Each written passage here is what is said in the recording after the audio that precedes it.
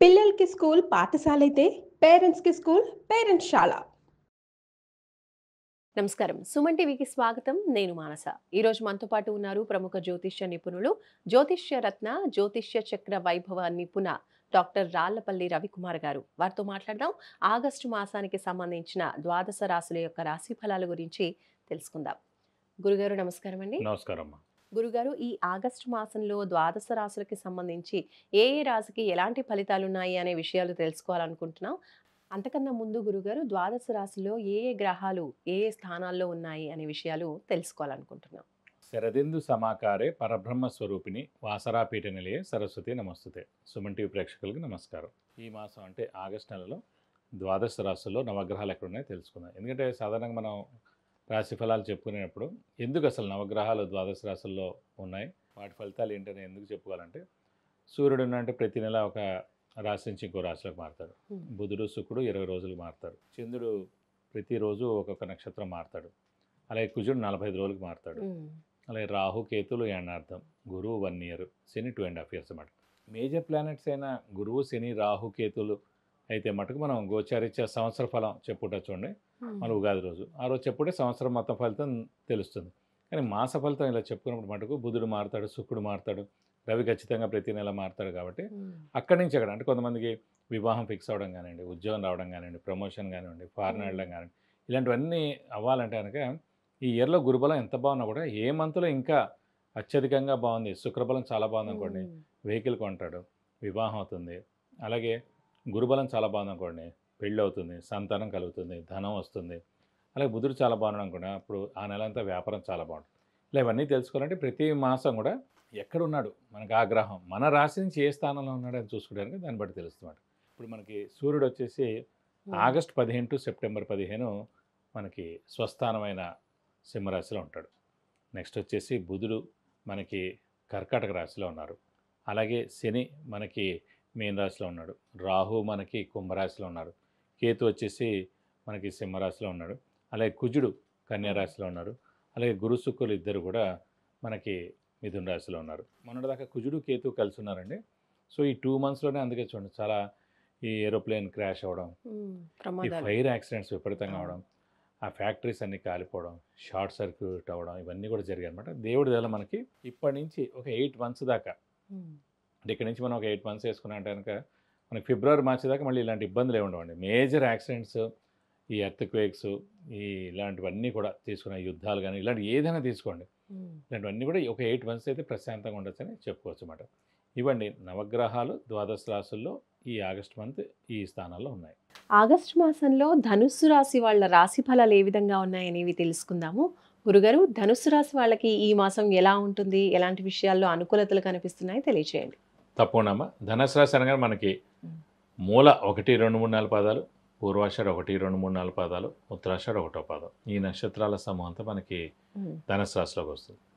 ఈ రాశి వారికి దైవబలం, దైవానుగ్రహం పరిపూర్ణంగా ఉంది. ఎందుకంటే సప్తమ స్థానం, ఇప్పుడు కూడా సప్తమ స్థానం చాలా ఇంపార్టెంట్. ఎందుకంటే సప్తమ స్థానం అంటే భర్త లేదా భార్య, అలాగే వారిద్దరి మధ్యన అన్యోన్యత, అలాగే సప్తమ స్థానం అంటే ఇమీడియట్ బాస్, సప్తమ స్థానం అంటే బిజినెస్ పార్ట్నర్ అనమాట. అలాంటి సప్తమ స్థానంలో గురువు ఉండడం చేత బిజినెస్ రీత్యా బాగుంటుంది, బిజినెస్ పార్ట్నర్ బాగుంటారు, వైవాహిక జీవితం బాగుంటుంది, అలాగే మెయిన్గా ఆరోగ్యం బాగుంటుంది, అలాగే ఇమీడియట్ బాస్తో కూడా చాలా బాగుంటుంది. ఇంకోటి ఏంటంటే మనకి జాతకరీత్యా లగ్నం నుంచి సప్తమ స్థానంలో గురువు ఉన్నాడు అనుకోండి, అంటే ఒరిజినల్ జాతకంలో గుడి కట్టించడం, లేదంటే ఓల్డ్ ఏజ్ హోమ్ కట్టించడం, లేదంటే ఎన్జిఓ ఆర్గనైజేషన్ స్టార్ట్ చేయడం ఉంటుందండి. మూడిట్లో ఏదైనా జరుగుతుంది. లేదా అంత డబ్బు లేదనుకోండి, దానికి సహాయ సహకారాలనే చేస్తారు.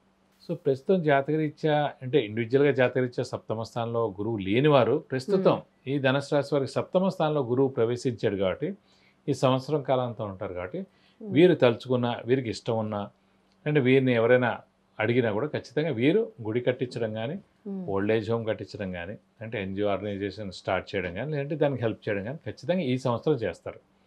అలాగే వైవాహిక జీవితం కూడా వీరిది ఈ సంవత్సర కాలంతో కూడా చాలా బాగుంటుంది. ఎందుకంటే గురువు సప్తమంలో ఉంది, ఇమీడియట్ బాస్తో బాగుంటుంది, అఫీషియల్గా చాలా బాగుంటుంది, ఉద్యోగంలో చాలా బాగుంటుంది, మీరు ఉద్యోగం రావడం, ఉద్యోగస్తులకి name and fame, promotions, salary hike, మంచి increment, foreign tour visits, assignments ఇవన్నీ కూడా ఉంటాయి, చాలా బాగుంటుంది.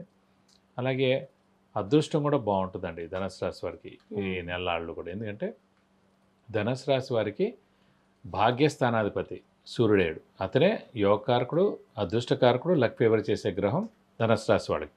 సో ఎప్పుడైతే స్వస్థానంలో ఉన్నాడో మనకి అదృష్టకారకుడు, ఈ నెలలు కూడా విపరీతమైన అదృష్టం పరిపూర్ణంగా ఉంటుంది. అంటే దైవబలం ఉంది, దైవానుగ్రహం ఉంది, అదృష్టం ఉంది. హార్డ్ వర్క్ కూడా చూసినప్పుడు రాశ్యాధిపతి చూస్తాం. రాశ్యాధిపతి అంటే ధనుసు రాశి అధిపతి గురువే. అతను కూడా సప్తమ స్థానంలో చాలా బాగున్నాడు. హార్డ్ వర్క్, స్మార్ట్ వర్క్, అదృష్టం, దైవబలం, దైవానుగ్రహం 5 కూడా పరిపూర్ణంగా ఉంది. కాబట్టి ఈ నెలల్లో అత్యుత్తమ ఫలితాలు ధనుసు రాశి వారికి వస్తాయని చెప్పి చెప్పుకోవచ్చు. ఓకే.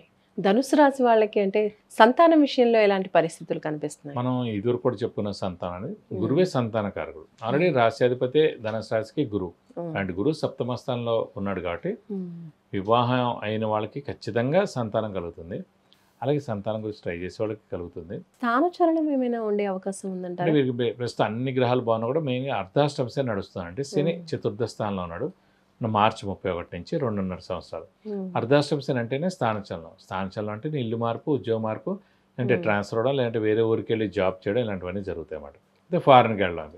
సో ఖచ్చితంగా వీరికి ట్రై చేసుకుంటే స్థానచలనం అయ్యేందుకు అవకాశం ఉంది. ఒకవేళ ఆపుకున్నా కూడా అంటే ఈ 2.5 సంవత్సరాలు ఎప్పుడైనా అవ్వచ్చండి. ఈ రోజు అవ్వచ్చు, లేదంటే రేపు అవ్వచ్చు, లేదంటే ఈ లాస్ట్ 2.5 ఏళ్ళు ఎప్పుడైనా కూడా జరిగేందుకు అవకాశం ఉంది. ఓకే. మరి ధనుసు రాశి వాళ్ళు ఈ ఆగస్టు మాసంలో ఎలాంటి పరిహారాలు పాటించాలో తెలియజేయండి.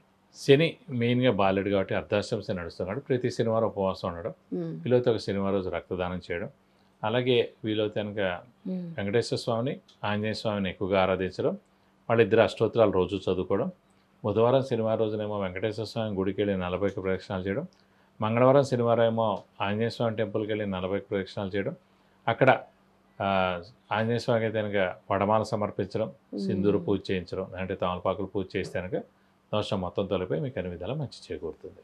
విద్య, ఉద్యోగం, వ్యాపారం, విదేశీయానం, ఆరోగ్యం, సంతానం, ఇంకా ఇలాంటి ఎన్నో విషయాలకు సంబంధించి మీరు వ్యక్తిగతంగా గురువు గారి నుంచి సమస్యలకి పరిహారాలు తెలుసుకోవాలి అనుకుంటే స్క్రీన్ పైన కనిపించే నంబర్స్కి కాల్ చేయొచ్చు, లేదా వాట్సాప్ మెసేజ్ చేసి అపాయింట్మెంట్ తీసుకోవచ్చు. ధన్యవాదాలు గురుగారు. నమస్కారం. నమస్కారం.